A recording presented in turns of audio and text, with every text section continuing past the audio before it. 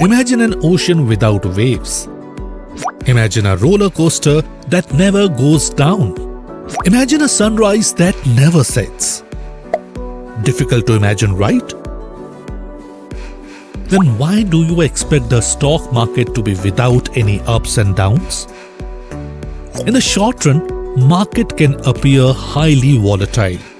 But if you stay invested in the long-term markets, can help you build wealth.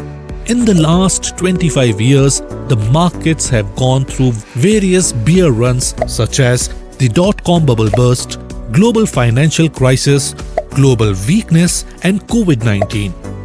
However, if any investor had started SIP of Rs 10,000 in mutual funds 25 years ago, the estimated value of corpus today would have been Rs 1.88 crore.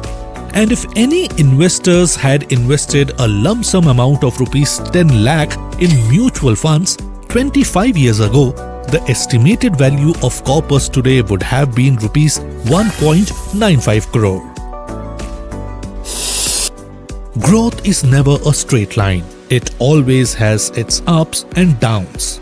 Hence, stay invested in the long run to make the most of your investments. Contact your mutual fund distributor.